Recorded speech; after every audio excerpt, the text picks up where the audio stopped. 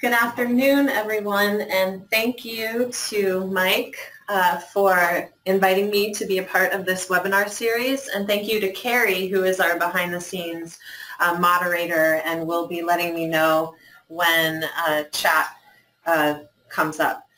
I wanted to just do a little bit of background on myself so you know why Mike asked me to do this webinar. I am actually a school social worker, and most of my experience has been working in the San Francisco Unified School District. I was there for 12 years in the wellness program, which is an on-campus health and counseling center, kind of like a school-based health center, although we had limited physical health services, but a lot of mental health services for students. While I was in San Francisco, I had the amazing opportunity to participate in a Train the Trainer workshop with Dr. Joyce Dorado and Lynn Dolce of University of California at San Francisco, true trauma experts and pioneers in developing the trauma-informed school model. I was charged with taking this information back to the teachers at my school site in hopes that it would help reframe some of the challenging behavior that we were seeing on campus. After that, I worked for a nonprofit organization based in Oakland called the California School-Based Health Alliance, and that organization primarily helps schools start and sustain school-based health centers. My role, however, was to specifically support schools in mental health services. Just last month, I joined the Placer County Office of Education as a PBIS regional coach, and I'm excited to begin work around how to integrate some of these trauma-informed practices within the PBIS framework. So again, thanks to Mike and Carrie, and thanks to all of you for being on the webinar. So here's what we're going to talk about today. I want to provide some definitions of trauma so that we have some common language around this term that's getting tossed around in a lot of different ways. I want us to think about how does trauma, especially in early childhood, affect a child's development from that point forward. I want to review or explore some trauma-informed practices for organizations, particularly schools. And then I want to think about how we can integrate those practices into the PBIS framework. There's going to be many opportunities throughout the webinar for you to ask questions, so please just type them in the chat, and Carrie and I will work together to make sure that I can address those questions as they come up. Before we dive into trauma, I want to make sure that we are reminded about how resilient young people are. I think the risk in doing trauma presentations, especially to educators, is that you can get caught in this thinking that these young people, these students, are beyond hope, and that's absolutely not the case at all. Our brains are malleable even through adulthood. For those of you who know a little bit about brain development, we know that adolescence actually continues well into our 20s, and our prefrontal cortex isn't fully developed until then. So there is lots of opportunity for schools to influence the development of children who've experienced trauma. In particular, research has shown that young people who have caring relationships with trusted adults, as well as learning actual skills that can boost their resilience, the effects of trauma and stress in their life are moderated, and they can lead healthier lives overall. So really critical that as I'm presenting this information, we're thinking about this, and I have a way for us to be reminded of that. Again, just to bring us back to what we were just thinking about, I'm going to be presenting a little bit of a case study throughout the webinar today. And what I'd like you to do at your desk is to get out a piece of paper and draw this diagram here. So a big heart with a person in the center of it. And as I'm presenting about this student that I worked with, I want you to note strengths that you notice in her story. And I want you to draw those or write those in the center of the person. And then I also want you to note what are some of the family, school, and community strengths that have surrounded her and supported her, and note those in the heart. And we will come back to those at the end of the webinar. So this is a story actually of a couple of different students that I worked with during my time as a school social worker. And again, as I read this story, I want you to think about strengths from both her as an individual, but also her community, her school community, her neighborhood, her family, etc.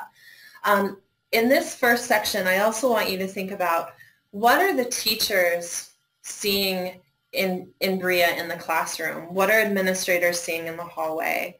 What about other students who encounter this student? Okay. Bria is a 9th grader in a medium-sized urban public high school. She has an IEP for both a learning difference and emotional disturbance. From the first day of school, she has exhibited very challenging behaviors both in and out of the classroom. She's disruptive, she distracts her peers, she interrupts and talks back to her teachers, standing up from her seat and even sometimes walking out of the classroom, certainly around the classroom. She's even opened up a window in a first-floor classroom and tried to climb out. In the hallways, she runs, shouts, swears, and is generally defiant towards any adult who confronts her, including the principal, the counselors, and the security staff that we have on campus. Despite these behaviors, Bria has moments of calm and focus. At lunch, she sometimes goes to the library to read young adult novels. On a few occasions, she has been on task and able to complete work with adult or peer support. And most notably, she recently earned a B on a math test and was very proud. Okay. So as we go into trauma, we want to think about what are we actually talking about when we say trauma? Let's attempt to clarify this. We don't just mean post-traumatic stress disorder or the trauma that our armed forces might experience. We also don't just mean trauma one experiences after a natural disaster or a car accident. While these experiences are definitely examples of trauma, we now know that there are many more that are quite common among young people with whom we work. The Substance Abuse and Mental Health Services Administration has been doing a lot of work around trauma and has offered this definition. Basically, it's a combination of events, experiences, and effects. It's important to remember that every individual perceives their experiences differently. So what is traumatic to one person may not be to another. For example, divorce is actually a pretty traumatic experience. When my parents divorced, I was already in college. It was definitely just stressful and sad, but I was an adult and I had the cognitive skills and emotional maturity to kind of moderate the effects.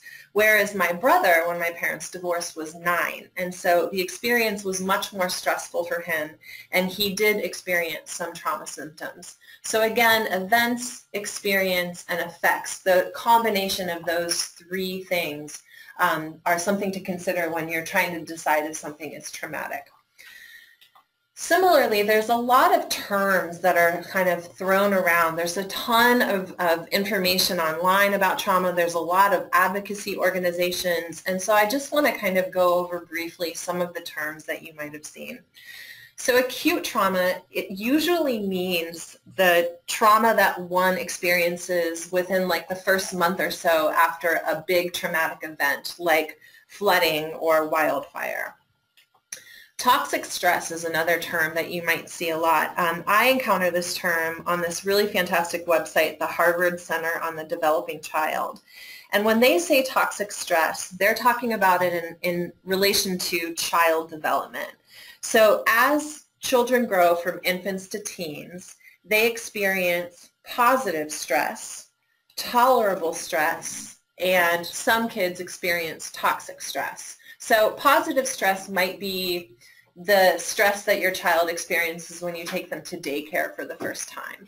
Tolerable stress might be dealing with the death of a grandparent. when those tolerable stressors are not moderated by adequate support or become chronic, they can become toxic stress. I've also heard this term referred to or in reference to stress on a community level, such as community violence. Historical or insidious trauma. This is something that I think is gaining a lot of interest and traction lately. This is oppression, discrimination, marginalization, and I'm going to read this quote because I can't say it better than this.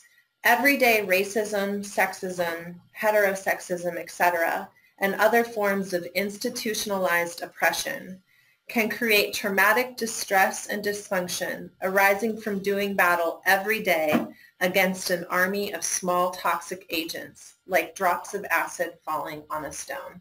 And we're going to come back to this idea of historical or insidious trauma a little later. Secondary or vicarious trauma might be what teachers who work in a very high-need school experience. I like to say that if I'm going to be presenting on trauma to teachers, I always want to start that presentation with some focus on self-care and then talk about resilience and then get into trauma. And just to be very aware that many teachers are coming to this work with their own traumatic histories. Chronic trauma can refer to trauma that repeats over and over again, like physical abuse or sexual abuse. And finally, complex trauma. This can be used to refer to a child's experience of multiple traumas. So a kid who is dealing with domestic violence in the home as well as community violence and also has experiences of racism and discrimination. Dr. Dorado referred to complex trauma as trauma when the source of the trauma is a caregiver or a close relationship to the child. This is of particular concern because it affects attachment and the child's sense of safety, worth, and self-esteem. So lots and lots of definitions, probably too many to remember. So Dr. Dorado gave us this really fantastic litmus test for trauma. So when you're thinking, is this experience traumatic? Is this something that I need to be concerned about for my student? Here's some questions to think about. The experience is overwhelming, very painful, or very scary. And note that this is different for children than it is for adults, simply because of where they are in their cognitive development. So they may not have the cognitive skills to perceive a situation in the same way that we as adults do. Second, fight or flight is incapacitated, meaning that they can't escape the situation.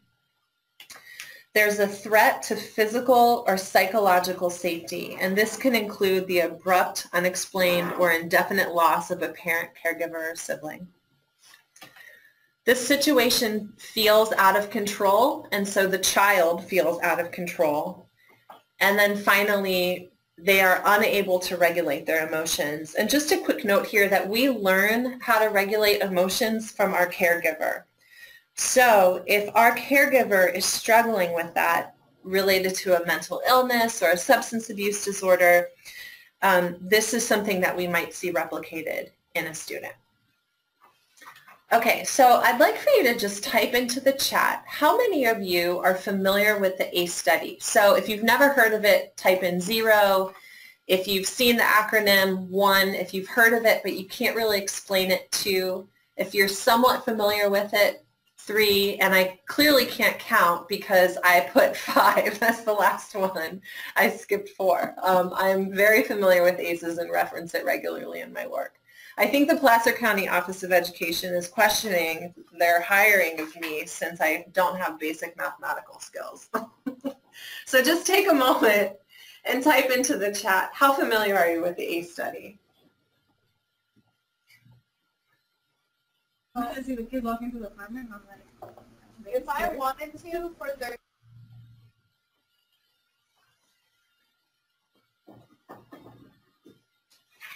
Overall.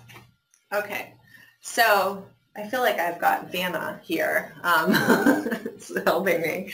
So it sounds like most folks have heard of it and can somewhat relate it to their work. So I will go through these slides really briefly for those of you who aren't familiar with it. So the ACE study was conducted by the Centers for Disease Control and Kaiser Permanente in the 90s. And it was initially conducted in San Diego with about 17,000 patients. So I want you to think about that for a moment. These were patients of Kaiser in San Diego. So we can make some assumptions about that population of folks, that they were probably employed because this was before healthcare reform and before Kaiser offered a lot of Medi-Cal services. So let's assume that this is a pretty higher functioning group of folks. And what they did is they asked the participants about their experiences with the 10 experiences you see on the screen. So physical, emotional, and sexual abuse, physical and emotional neglect, and then this collection of household dysfunction. And what they found was pretty staggering. They found that about 30% or almost 30% of the participants reported at least one ACE.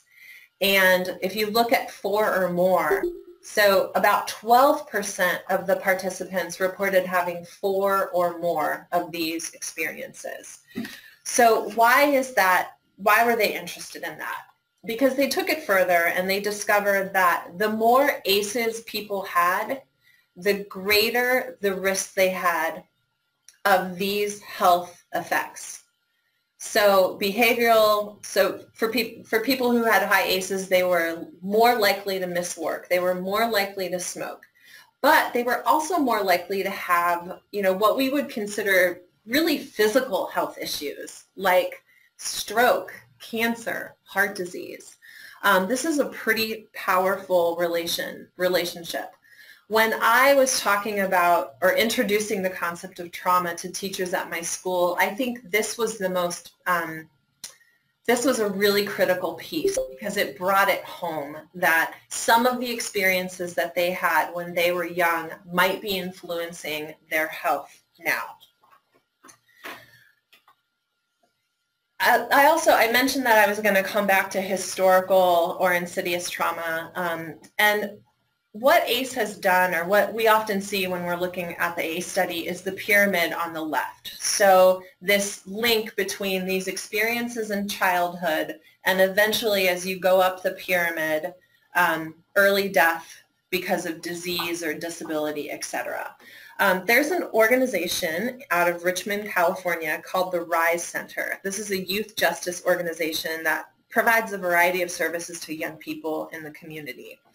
One of the things that they do are listening campaigns with young people in Richmond, and they did a listening campaign around ACE and all of the research, and the many of these young people are experiencing multiple ACEs and really significant trauma. And this is their attempt at a little bit of a revision or an expansion of the ACE pyramid. So they added 2 layers to the bottom, one of them looking at race or social conditions, and the other looking at generational or historical trauma. I always think about this when I used to do work around food justice, and you would look at the life course or the life path of a young person who grew up in West Oakland, which is a pretty highly impoverished, lots of violent crime kind of area of Oakland, versus the Oakland Hills, which is really affluent. And the life expectancy of a young person in West Oakland was much, much lower than a young person living in the Oakland Hills. And some of that was because of these lower layers of the ACE pyramid. The other thing that RISE is sort of saying in regards to their revised pyramid is that risk-taking is really normal. It's a normal and healthy part of development. But young people who have a lot of trauma might be at a greater risk of taking bigger risks. I guess there's really no better way to say that. So smoking, drinking, overeating, etc. And that these, in a lot of our young people, are a way to cope with their trauma. So just another way to kind of frame what this might mean for some of our students. So before I move on to the next section, trauma and child development, I want to take a pause and see if anyone has any questions or reflections that they want to type into the chat.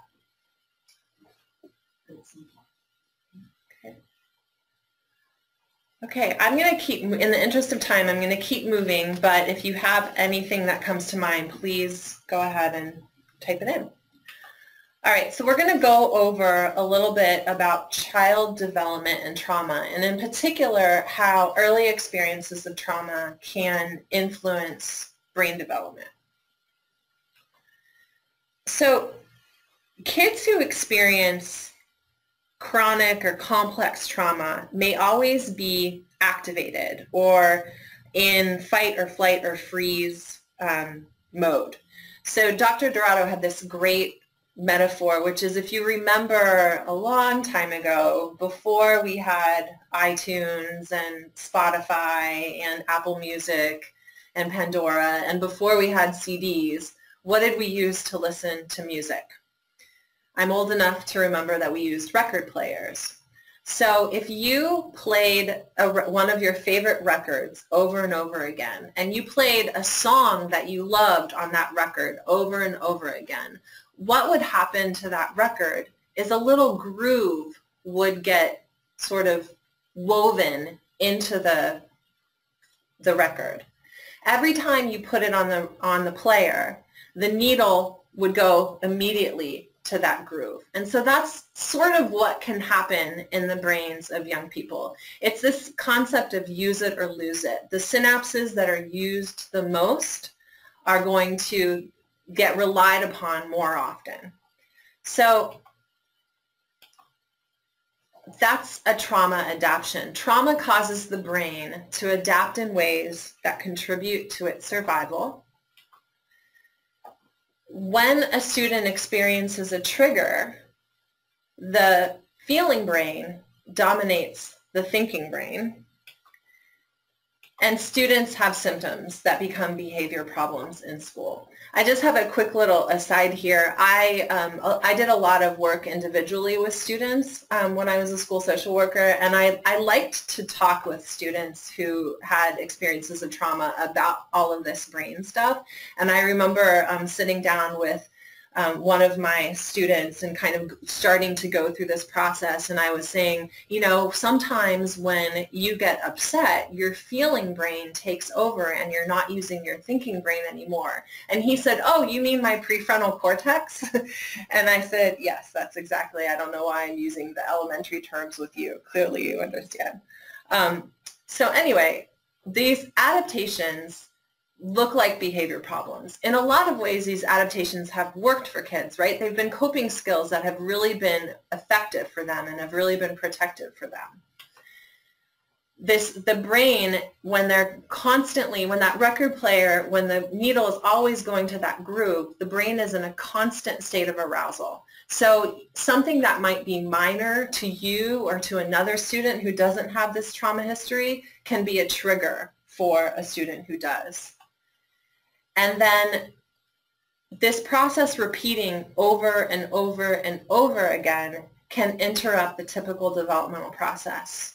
And it doesn't just affect emotional regulation, it also affects the brain's ability to learn, to organize information, to pay attention, all of these skills that are really critical and important for school. So let's bring it back to school though. What might you notice among young people who have a history of trauma in school? Because we're not always going to have this information on the first day. We're not going to, you know, interrogate kids to find out what are their trauma histories. But what might you see? So physical health.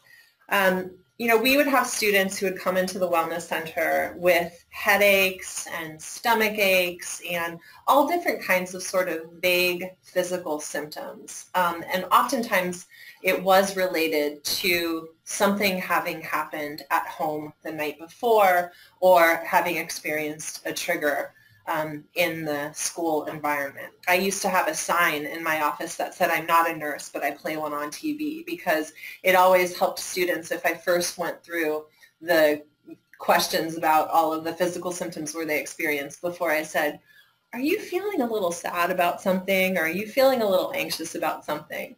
And so moving on, emotional health, you're going to see a lot of children who may have symptoms that are very similar to mental health issues, depressed, anxiety or worry about the safety of themselves or others, repetitive thoughts or comments about death or dying, over or under reacting to loud noises or sudden movements, and also sometimes over or under reacting to other situations. So being shunned by a classmate, they might have a big overreaction to something that might seem relatively small to you or another student. And at the same time, they might have an underreaction to something that you think is a really, really big deal. I saw that with a lot of my students around the time that Newtown happened. There were many of my students just, they couldn't have the kind of reaction that we might have expected from that. Sometimes you'll see inappropriate behavior for the student's age, and sometimes this is interesting, you may have students who are overwhelmed by praise or positive attention, especially if they haven't experienced that. You'll see learning difficulties, so struggle maintaining attention or focus, delays in the development of language and communication, organizing material, understanding cause and effect, being able to take the perspective of others, not to mention sort of some major red flags, which would be poor or changed school performance or school attendance. And then finally, these students will have some relational difficulties. They may struggle to work with peers or in groups. They may display defiant behavior towards rules or authority, be overly protective of their personal space or their personal belongings. They also may be perfectionists and have unrealistic expectations of themselves. So keeping all this in mind and then bringing back your drawing of your heart and your person, we're going to move on with the second part of Bria's story. Bria has been in foster care since she was an infant. She has 9 siblings, and they are all separated. Some of them are already adults. Her foster care placement was initiated because both parents have serious substance abuse issues, and the children experience neglect in their infancy and toddlerhood. Bria has been with the same family since she was 2. However, her foster mom recently told the school counselor that Bria is getting to be too much to handle. Her foster father also has physical health issues. He's in and out of the hospital. And the families recently learned that they need to move because their building is being sold, which is all too often a reality in San Francisco and the Bay Area. Bria has clinical case management services from a local mental health agency. Her case manager is in the process of trying to reconnect her with one of her adult siblings. Finally, at a recent IEP, Bria was very engaged in the meeting, reading along, giving input, and asking questions. Then, the assistant principal began discussing transferring Bria to another school so she could be placed in a higher level ED classroom. At this point, Bria withdrew and put her head down on her desk. So we didn't have a specific ED classroom at our school, and the assistant principal was recommending a potential transfer. And before I move on, just a reminder, jot down some strengths that you noticed from Bria's continuing story. So just a summary of some key points. We've learned that trauma is actually really common. The ACE study showed that this is something that, almost 2/3 of adults experience. It's probably higher in California's young people. Trauma absolutely affects our physical and emotional health, as well as our ability to learn and our ability to relate to other people. Trauma is different for kids than it is for adults. And this is a little resilience piece here. A lot of the trauma behaviors that we're seeing may be adaptive. So they may have really worked for young people in one environment to keep them safe, or to keep their siblings safe, or to keep them emotionally safe, but they are maladaptive in school. So, what does it mean to be trauma-informed? What does this look like on a school campus? Let's look at an exemplar. Oh, and actually, while you're watching this video, what I would like you to do is to type into the chat some of the elements in this school that remind you of PBIS. Are there some similarities that you pick up?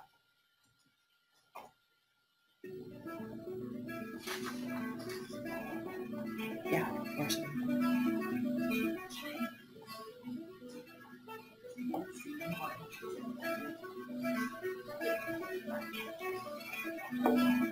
You say, you know what trauma-informed schools are?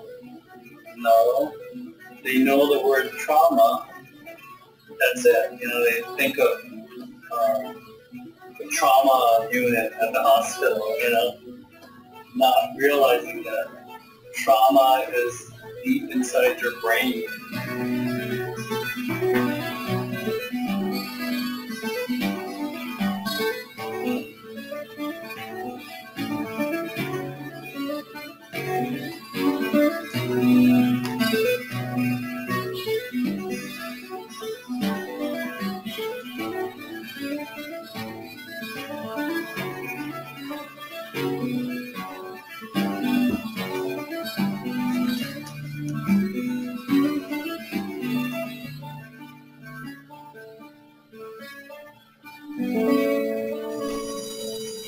Do we fight at recess? No. Do we respect our teacher? Yes. Does the teacher respect you? Yes. So this is a very special school because last year we had no suspension. Did you know that?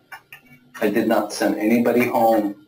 Understanding the whole child, where they're coming from, how we treat students with respect is trauma-informed philosophy. It's about relating to the students and really opening your heart. This is more than just making a crane, isn't it?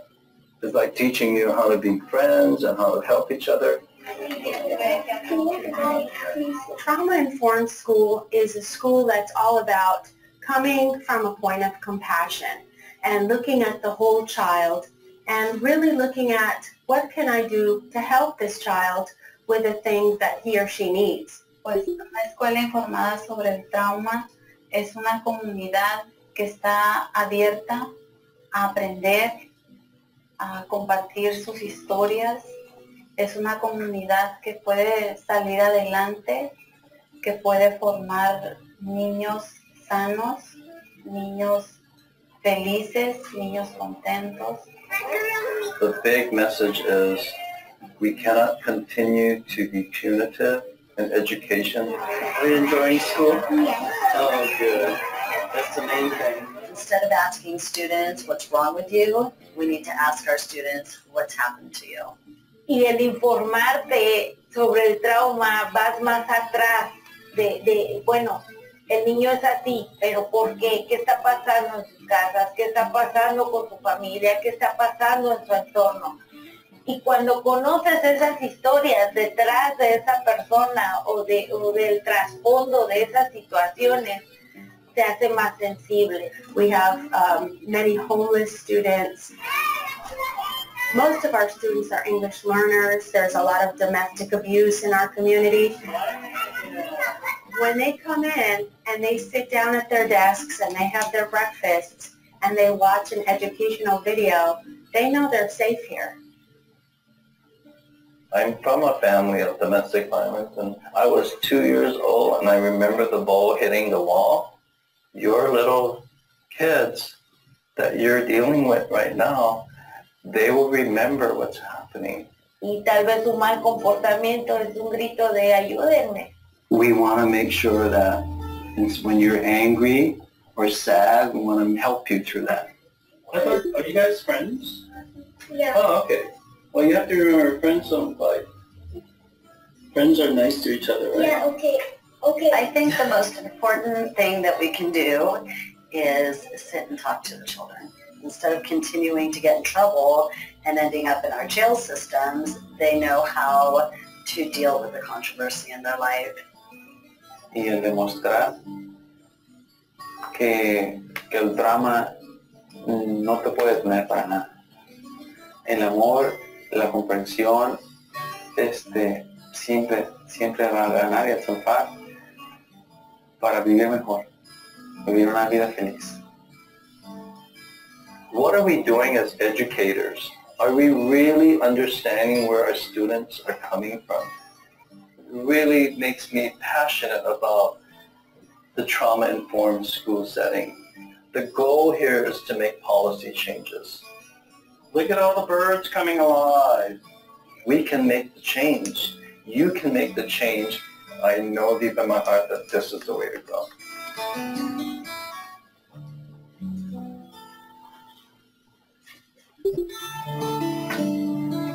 Okay. So we have a couple of responses in the chat about what reminded you of PBIS in that video, and a couple of them were being decent as a human being. Absolutely. They talked a lot about respect and looking at the whole child and not just the misbehaviors of the child. Teaching pro-social behavior, clear and frequent discussion of expectations. Absolutely. Showing and practicing respect as a school-wide expectation, and positively framing expectations.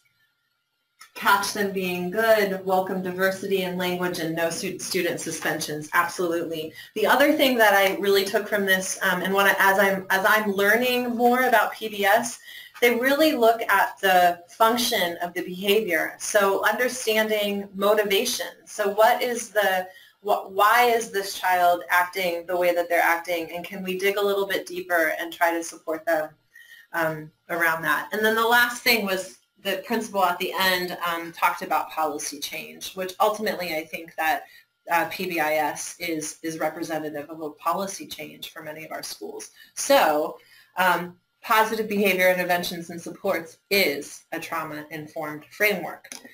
But can we take it a little bit further? So what we're going to do for the remainder of the webinar is we're going to review a couple of guidelines for trauma-informed practices in schools.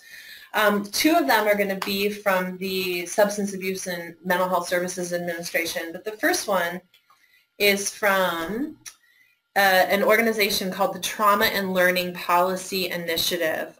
This is a partnership between Massachusetts Advocates for Children and, very interestingly, Harvard Law School.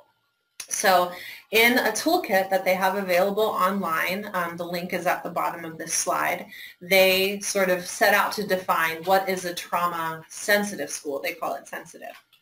So first, all staff understand the impact of trauma on their students. So this is doing some sort of staff training, and not just training your faculty and your teachers, but training everyone who's going to be interacting with young people. Second, striving for safety across lots of different domains. So what can you do on your school campus to reduce triggers for students, to prevent the triggers from happening in the first place? And also, I think about this in terms of providing opportunities for students to connect to their teachers, but also to connect to one another. The school addresses holistic student needs. So this is teaching students social skills, teaching them how to put their emotions into words, and then also connecting students to other needs that they may have. So if there's an issue with food insecurity, or if there's a healthcare issue, the school may not be providing that, but they can certainly support in connecting the student and the family to getting those services. Being inclusive and connecting students. So this always reminds me of, in my school, we did co-teaching for students who are in special education. So we did away with the separate classrooms. So like all kids who have ED are in one class, all kids who have specific learning disabilities are in another class, all the kids who have autism are in one class. We actually worked really hard to integrate those students into the regular classroom and provide them with the supports that they needed there. And it had this added benefit of being able to support other students who weren't identified with special education needs but really needed that support. There's collaboration among the adults on campus. So having a team approach, in PBIS, I think about the Tier 2 team. In schools that don't have PBIS, I think about the COST team or the SAP team. And then finally, adapting services and supports based on the contemporary needs of students. So really thinking about what are the programs and services we want to bring that are going to meet the needs of the students that we have right now. When I was at my high school, one year we had, as a result of a school closure in our district, we had a number of students coming who were recent immigrants from China. And there was just a bunch of young people coming in the 9th grade, and many of these kids, you know, English was their second language if they knew English at all. And they also, many had recently, like within the last couple of weeks, come to the United States and come to San Francisco. And we were realizing that these students were experiencing on some level, you know, trauma with this huge shift and change. Many of them were living in the city without their families, so they had moved to the United States to attend school but had left all of their supports in their family. And so our team got together and thought, what do we need to do to support these young people? So we reached out to a local community organization that specifically worked with Chinese immigrants and had them come on campus and run a support group for these students. So another sort of frame for thinking about trauma-informed schools are these key principles from SAMHSA: safety, trustworthiness and transparency, peer support, collaboration and mutuality, empowerment, voice and choice, and then cultural, historical, and gender issues. And it's important to remember that SAMHSA is approaching these to lots of different organizations, not just schools. So when we think about what it looks like in schools, it might be having a really clear safety plan, having those classroom expectations being really, really clear, reteaching those on a regular basis, making sure that students understand what is expected of them and what the consequences will be if they don't meet them. Offering services that allow students to connect with one another, groups and mentoring. Having really clear discipline policies that emphasize restoration over punishment. So this is where restorative practices might be inserted into our pyramid. Engaging youth as much as possible. So hearing from students about what they need to make their school environment more supportive. And then finally, thinking about how we can make all experiences in the school, from the curriculum to school events to assemblies, more culturally relevant. SAMHSA has really done a lot of work around this. So they also have the 4 R's of trauma, which is, realization. So thinking about making sure that everybody on the campus knows and recognizes that trauma is an issue. Recognition, and this specifically means knowing the signs and the symptoms and how to refer a student who is exhibiting those. Response, an assumption that all faculty and staff are using language and behaviors and enforcing policies that consider the trauma experiences of students.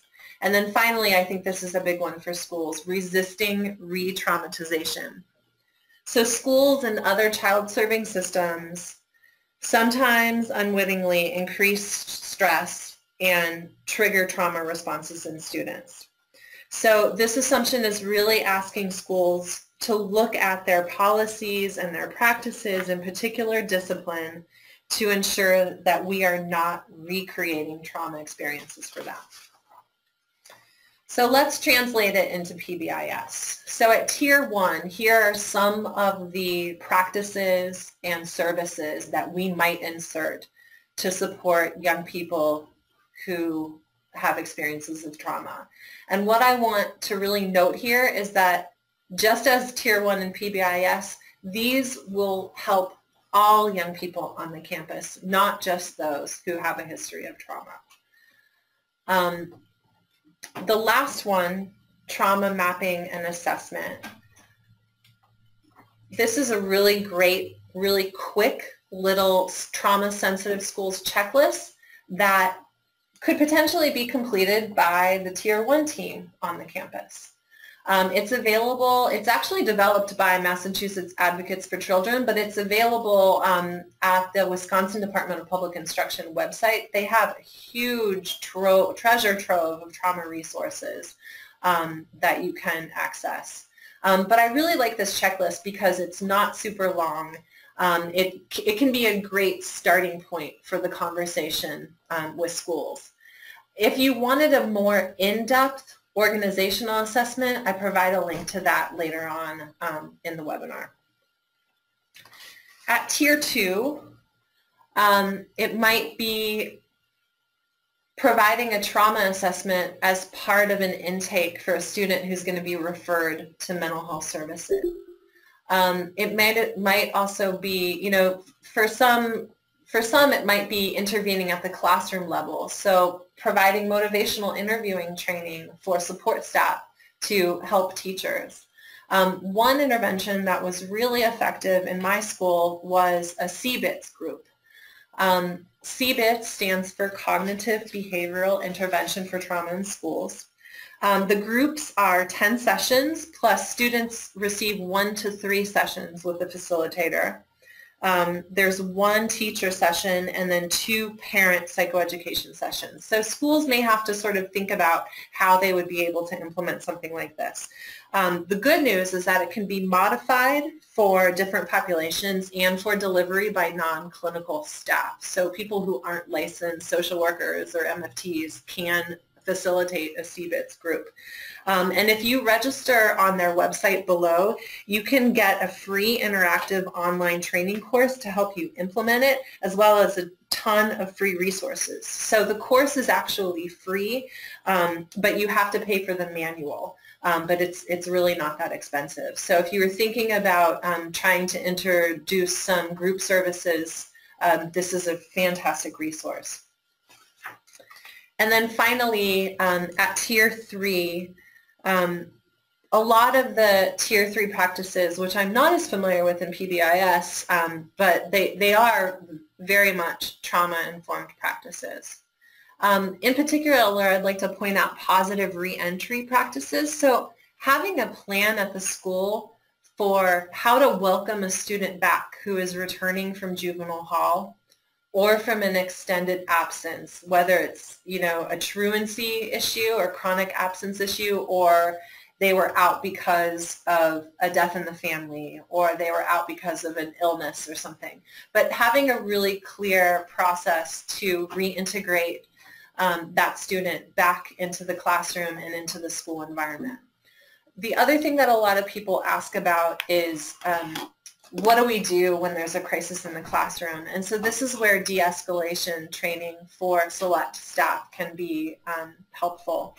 And I just want to briefly go over a couple of de-escalation strategies that I learned through my experience in San Francisco. So it's something I need to do right now. We should all breathe. Be calm, and you will help the student who is struggling be calm. You get into that prefrontal cortex. Don't be responding from an emotional place yourself. Being mindful of your tone and how much space you're giving that student. Being attuned. Using language that isn't calm. Sometimes I would just repeat to a student over and over again, it's okay, you're safe, I'm with you. It's okay, you're safe, I'm with you. Whatever language is going to work for that particular student. Redirection. Getting help from another student or another adult. And then definitely not using this time to lecture, yell, negotiate, etc. I think a good question to ask of yourself and of other adults in your school communities is, what do you need when you're experiencing a crisis? So think about the last time that you were really upset or really emotional. What did you want others who are around you to do? And replicating that with your students. It's really, really important for teachers and security staff and administrators to remember that when a student is having a trauma reaction, their frontal lobe, their prefrontal cortex is not necessarily online. They might be in fight, flight, freeze, or force mode.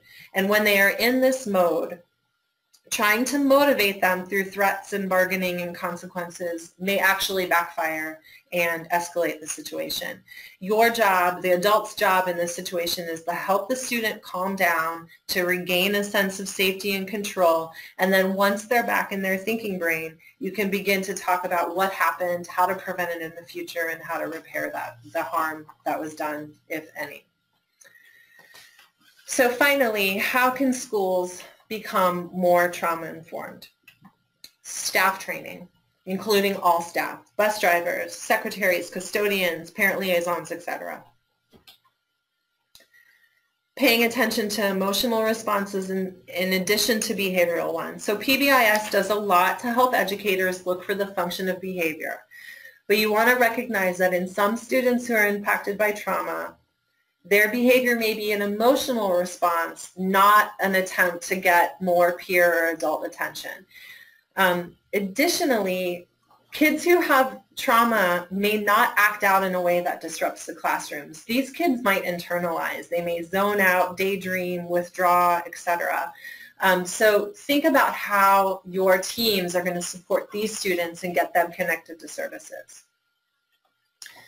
Looking at behavior through the lens of, is this a trauma response, especially if you know that this student is impacted. I think they said it in the video, one of the parents said, it's not what's wrong with you, but instead, what has happened to you.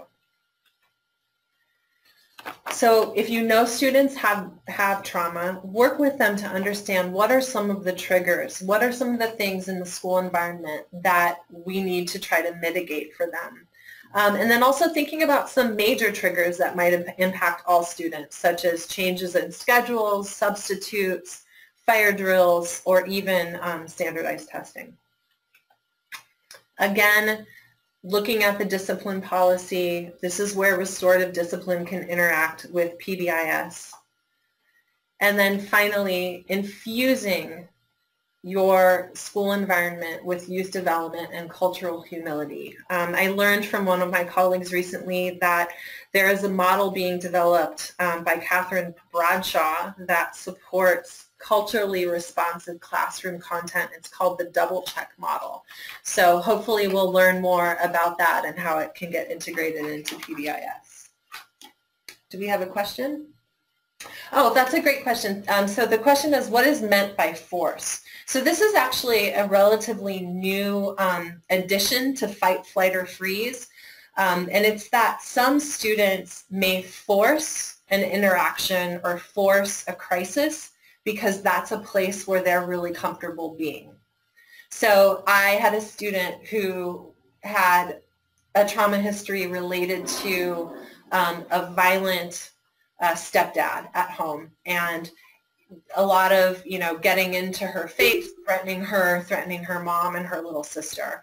And this was something that this young person experienced, really, really early on and for many years thereafter. And what would happen in school is she would sometimes force those types of interactions in class when she was uncomfortable or didn't understand the content or was bored or was triggered by another student. And in particular, it was really happening a lot in physical education because there were some similarities to the physical presence of that teacher and the physical presence of her stepdad. So that's what I mean by force, is that some students will kind of make those situations happen.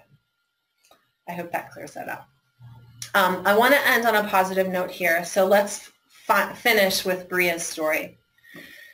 After the IEP in which her placement was threatened, the school social worker became involved in her case. She connected to Bria's therapist and arranged for her therapy to take place on campus. A release was signed so that we could communicate more freely about her behavior and her experiences. The counselor set up a weekly brief phone call with her foster mom to provide behavior and academic updates and ensured that the positive news came first, so that foster mom wasn't feeling like Bria was completely out of control at school. She was invited to participate in an on-campus CBITS group that was just getting started. She grew to love this group so much that she would stop the facilitator in the hallway and ask when the next group was scheduled. She was not at all concerned about confidentiality. She would literally yell down the hallway, "Are we meeting today? Is group happening today?" She loved it so much. It was so powerful for her to be in a room with other young people who had similar experiences. One of the older students in the group became her peer mentor.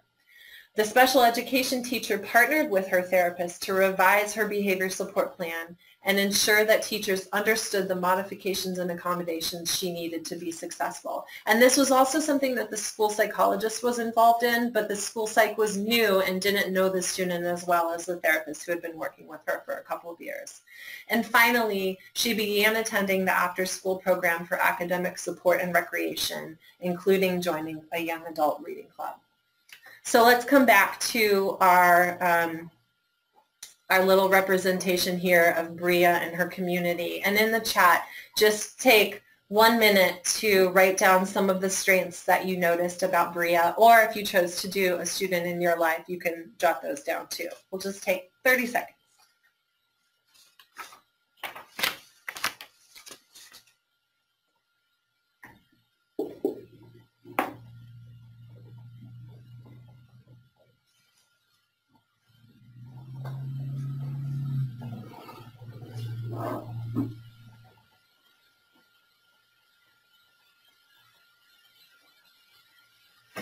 Great. So I'm seeing pride and accomplishment. Absolutely. When she got that B on that math test, she was waving it around to everyone. She liked reading. She had caring adults in her life. She absolutely had moments of calm and focus and a really consistent family. She can complete her schoolwork with support. Her family was engaged, definitely.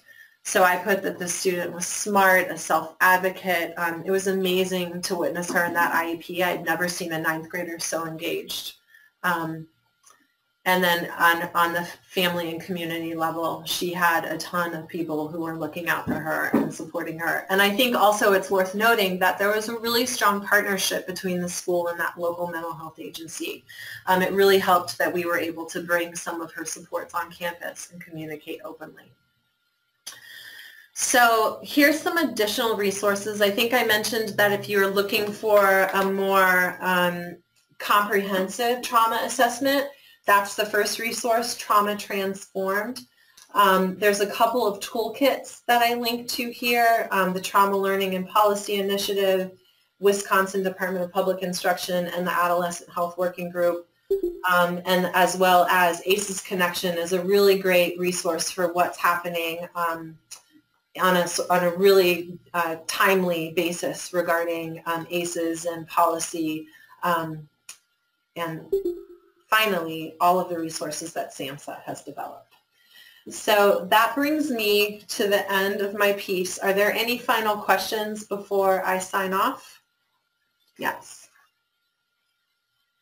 The question is, did the child receive counseling services from the outside agency during the school day or just at the site after school? She actually received them during the school day. And we had a policy on our campus where students could be released from their classes to receive counseling services. And we just did it on kind of like a rotational basis, so they would miss like 3rd period 1 week, 2nd period the next. And we worked with the teachers to make sure that the student could make up that work, any work that they missed. It was also part of her IEP, so it was really easy to accommodate that. Any other questions?